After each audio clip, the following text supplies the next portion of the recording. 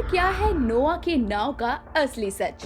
क्या आपने सुना है कभी एक ऐसी नाव के बारे में जिसे बनाने का आदेश खुद भगवान ने दिया था? क्या आपने सुना है उस नाव के बारे में जिसमें दुनिया भर में मौजूद जीव जंतुओं का एक एक जोड़ा बैठा हुआ था? जिस नाव में सवार हर एक जीव जंतु और इंसान भगवान की उस प्रलय भरी बाढ़ से बच गया था, जो उन्होंने खुद ही पृथ्वी को नष्ट करने के लिए शुरू की थी। जी हाँ दोस्तों, आज के इस वीडियो में हम बात करेंगे नोआ आर्क यानी कि नोआ की नाव के बारे में। एक ऐसी नाव जो चमत्कार से भरी हुई थी, जिसे भगवान ने बनाने का आदेश दिया था, जिसे पवित्र और सुरक्षित बताया गया है, जिसका जिक्र ना सिर्फ बाइबल बल्कि कुरान में भी पढ़ने को कई बार मिलता है। आइए जानते हैं इस नाव के असली सच के बारे में और पता लगाते हैं क्या वाकई आज के टाइम में भी ये धरती पर मौजूद है या नहीं। आइए फिर जल्दी से शुरू कर लेते हैं आज का ये वीडियो। Let's start. चलिए सबसे पहले तो ये जान लेते हैं कि आखिर ये नोआ क्या है और कौन है। तो दोस्तों, अगर हम इतिहास पर नजर डालें तो उसमें ये दिखाई पड़ता है कि नोआ लैमिज के बेटे थे और उन्हें इब्राहिम में श्रद्धा रखने वाले धर्मों जैसे कि यहूदी, इस्लाम, इन सब का एक प्रमुख संदेशवाहक और पूर्वज माना गया है।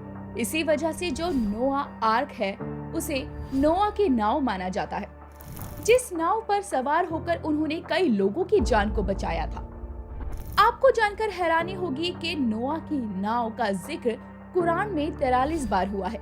इसके अनुसार ये कहा जाता है कि भगवान ने नोआ को इस पृथ्वी की रक्षा करने के लिए चुना था।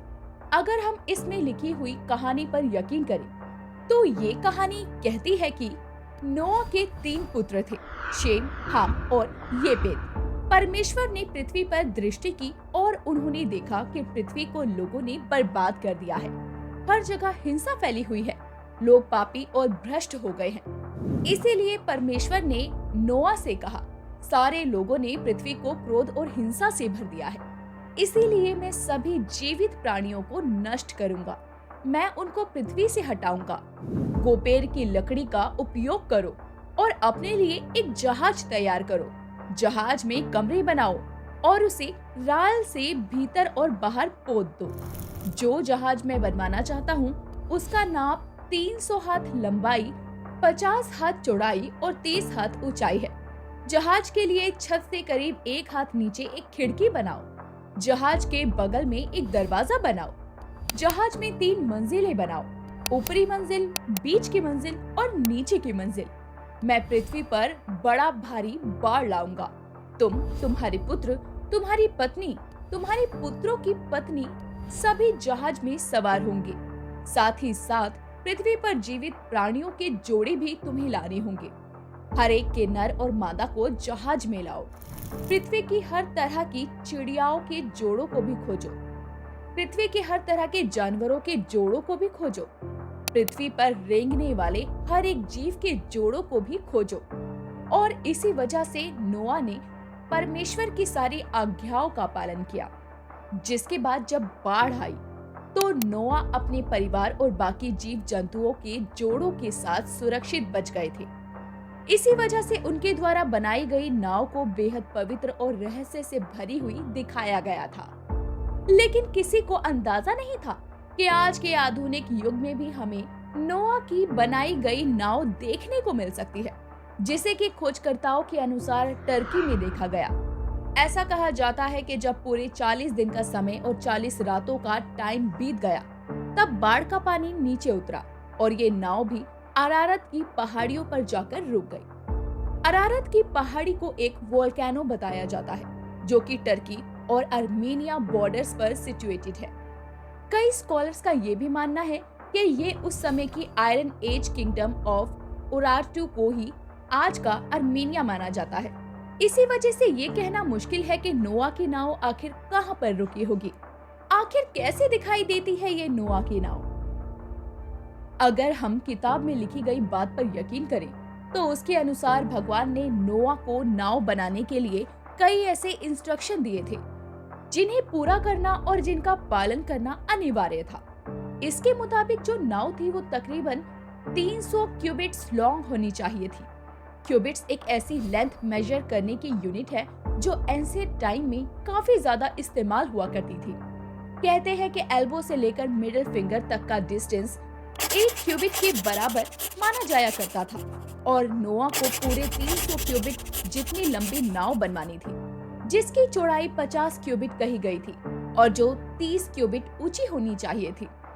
एंशिएंट इजराइलाइट्स का ये मानना है कि ये तीनों ही मेजरमेंट भगवान ने हेवन, अर्थ और अंडरवर्ल्ड के मेजरमेंट्स को ध्यान में रखते हुए बताए थे। हर एक डेक की हाइट उतनी ही थी जितनी की जेरूसलम में मौजूद टेम्पल की हुआ करती थी। साथ ही इसमें एक दरवाजा भी मौजूद था और इसे गोफर वुड से बनाया गया था। उस समय पर इस लकड़ी का महत्व काफी ज्यादा बताया गया है, लेकिन ऐसा भी कहते हैं कि बदलते समय के साथ साथ इस लकड़ी का जिक्र इसके बाद नहीं हुआ। क्या सच में नोआ की नाव इस धरती पर आज भी मौजूद है? क्या वाकई इसका कोई सच में अस्तित्व है? आखिर इसके अस्तित्व का क्या सच है? देखिए दोस्तों, अगर हम इतिहास पर नजर डालें और उसको पढ़कर यकीन करने की कोशिश करें, तो ऐसा देखा गया है कि बाइबल की ये स्टोरी ओल्डर मेसोपोटामियन मॉडल्स पर बनी हुई है, जिसमें कि 9 अलग अलग वर्जन्स मिलते हैं और नोआ की नाव वाला वर्जन जियोसिड्रा किंग की कहानी से काफी मिलता जुलता माना गया है। देखिए दोस्तों, ऐसा इतिहास में बताया गया है कि ये बाढ़ के आने का जो समय था वो ओल्ड बेबीलोनियन एम्पायर पीरियड्स के नाम से जाना गया है, जो कि 20th से लेकर 16th सेंचुरी BCE है। क्रिश्चियंस और जेविश राइटर्स जैसे कि फ्लेवियस जोसेफस का भी ये मानना था कि ये जो नाव है वो वाकई एग्जिस्ट करती है। 275 से 339 CE के दौरान कई ऐसी रिसर्च भी अपनी तरफ से की गई जिनका कोई भी नतीजा नहीं निकल पाया और फिर मॉडर्न टाइम में भी इस नतीजे पर आना ही पड़ा कि नोआ आर्क जैसी कोई चीज नहीं है और किताबों में भी शायद इसका वर्णन इसीलिए है कि आने वाले समय में इम्पॉसिबिलिटीज को पहले से ही बता दिया गया था। और आज हम खुद दुनिया भर से ऐसे कई हैरान कर देने वाले हादसों के बारे में सुनते हैं, जिनमें कई लोगों को अपनी जान तक गंवानी पड़ती है। हम देखते हैं कि कितनी प्राकृतिक आपदाएं आती हैं और लोगों को जान और माल का नुकसान झेलना पड़ता है।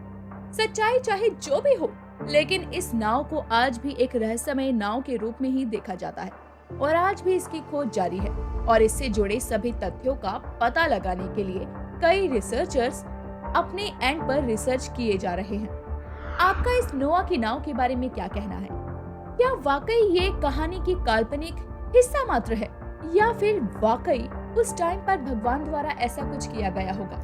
अपने विचार हमारे साथ कमेंट बॉक्स में लिखकर जरूर शेयर कीजिए।